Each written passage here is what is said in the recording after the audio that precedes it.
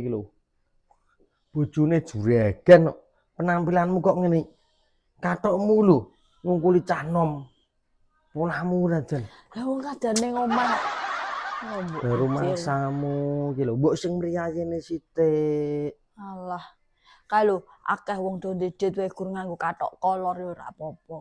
Alah, Kowe nek dikandani wong lanang ra tau manut. Wis ngruwesi wong lanang tok. alah. Ndek bojo iku kudune manut. Kowe ra manut blas. Sing kowe iki lho, pakaianmu mbek anakmu iki padha. Mungkin anakmu kuwi to berkiblat saka awakmu.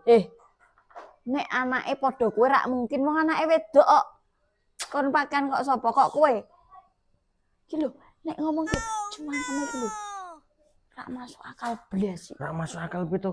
Gendeng. Ya bener to. Jenenge wong kaya ngene iki yo ngandani bojone piye lumrahe ben apik. Yo nek metu kae kan ya wis ngendal. Wong karane ning omah kok. Undang anakmu. Iki ki wis wayahe goleke jodoh anakmu. Anakmu ki wis gedhe. Ora usah mbok goleke jodoh. Jodoh ki engko teko dhewe. Alah. Ki pepatah biyen, kocok ngawarani. Nek ora golek yo kaya anakmu ora payu wae mbok golek-golekke. Gendeng undang sik. Kowe sampe bingung hawane pengen tak ejolke selir-selir kowe ra. Ono ejolno. Rene mati rene Kung. Rene Kung. Mati ngomong rene. Iso ejolno. Aku lho wong didit tapi ra duwe wibawa blas.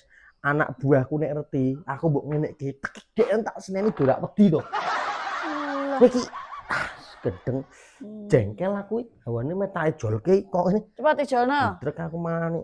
Tak kirim ning Kamboja wae nek wis. Kowe wae kok jarine iki maning Kamboja. Ya ora apa-apa. Kowe kelingan ra ana berita wingi sing ning gone jalan tol. Ya toh, kinene dijipuk, manuke dijipuk ngene Ora apa-apa. Gayamu kok maning Kamboja. Wala tanganmu kepiris kena peso wae kowe nuwak-nuwak kok. Iki anakmu ndango meh tak entukke jodoh karo wong sing sekti. Dadine wong sekti kuwi iso namengi dhewe. Ameh dibacok model piye ngene lho. Cok ndal, bacok sandal mendal. Iki taun pira, Gung? Ngono sekti barang. Oke, lha rumangsamu iki sekti sales tok. Sakti iki yo wong barang, ana sing sakti. Sakti iki sing sok rene kuwi to. Sakti sales.